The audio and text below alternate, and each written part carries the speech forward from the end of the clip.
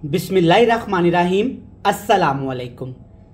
मेरा नाम शेफ इमरान है और ख़वातीनो हज़रात, आज हम एक कढ़ाई की रेसिपी बनाने वाले हैं। और इस कढ़ाई में हम ना चिकन का इस्तेमाल करेंगे, ना मटन का, और ना किसी किस्म के गोश्त का इस्तेमाल करेंगे।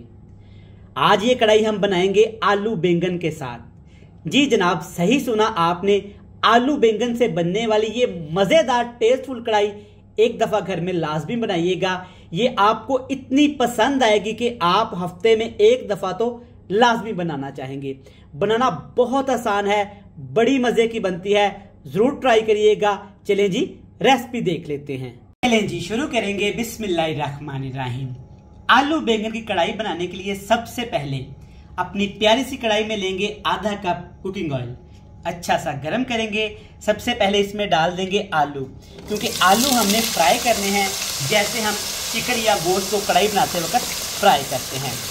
गरम गरम ऑयल के अंदर हाई फ्लेम पे आपने 5 मिनट के लिए आलूओं को इतना फ्राई करना है कि आलू ऊपर से थोड़े से क्रिस्पी हो जाएं।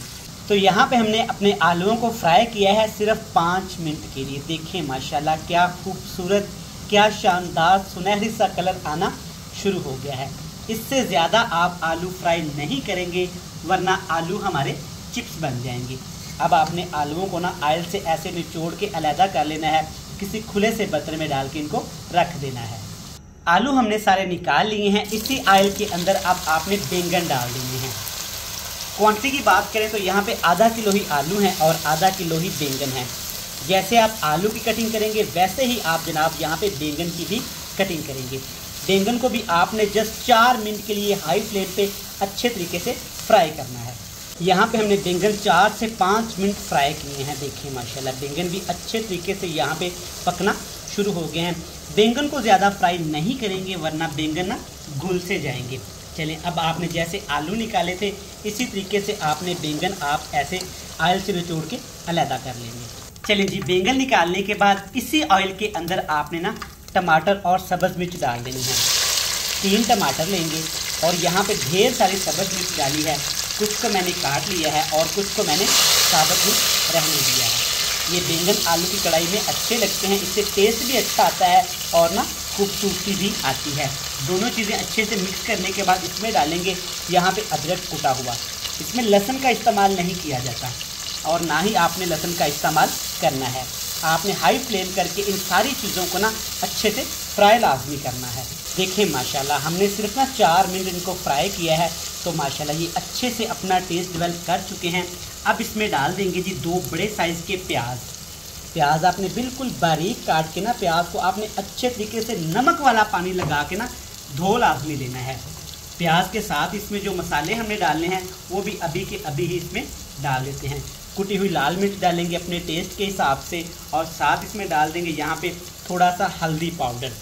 कुटी हुई लाल मिर्च और हल्दी पाउडर का कम ही इस्तेमाल करिएगा, और इसके साथ अपने टेस्ट के हिसाब से जितना आप घर में रेसिपीज़ में नमक इस्तेमाल करते हैं वो भी आपने साथ के साथ ही डाल देना है। तकरीबन इसमें 2 से 3 खाने के चम्मच पानी भी डालेंगे और अच्छे तरीके से यहाँ पे ना मिक्स करके मसालों की भुनाई करेंगे। सारे मसाले देखिए माशाल्लाह अच्छे तरीके से भुनाई हो गई है, अल्हम्दुलिल्लाह। चलिए, अब इसमें डाल देंगे पहले से फ्राई किए हुए आलू और बैंगन, जो हमने पहले से ही फ्राई करके रख लिए थे।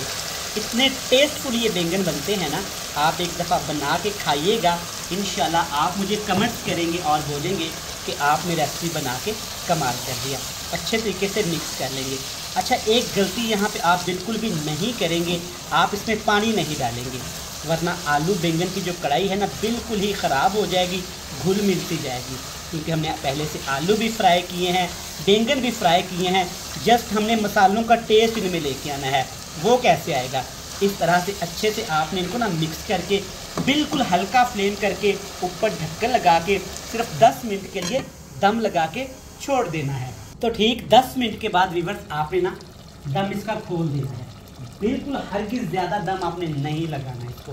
देखिए माशाल्लाह, अल्हम्दुलिल्लाह, क्या ज़बरदस्त, क्या शानदार और यहाँ पे बेहतरीन हमारी आलू बैंगन की कढ़ाई बनके तैयार हो गई है। अल्हम्दुलिल्लाह, बड़ी मज़े की, बड़ी टेस्टफुल, खुशबूदार, शानदार।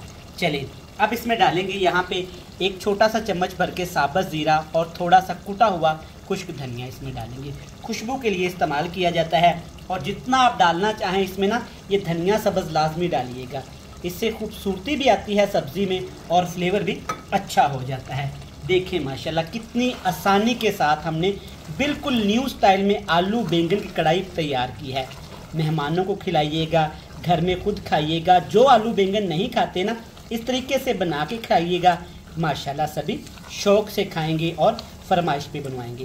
फ्लेम को मैंने ऑफ़ कर दिया हुआ है, नीचे उतारेंगे और आपसे मिलेंगे फाइनल लुक में। तो व्यूअर्स आप देख सकते हैं माशाल्लाह आलू बैंगन की कढ़ाई कितनी मज़े की, कितनी लजीज और खुश जायका तैयार हुई है। अल्हम्दुलिल्लाह, इस तरीके से बनाइएगा, खुद भी खाइएगा, घर वालों को भी खिलाइएगा और सबसे तारीफ़ें पाइएगा। मैं उम्मीद करता हूं कि आलू बैंगन की मज़ेदार सी कढ़ाई आपको पसंद आई होगी। रेसिपी अच्छी लगे तो आपने वीडियो को लाइक करके ना शेयर लाजमी कर देना है। कल फिर मिलेंगे नई बेहतरीन रेसिपी के साथ। मुझे दीजिएगा इजाज़त। अल्लाह हाफिज़।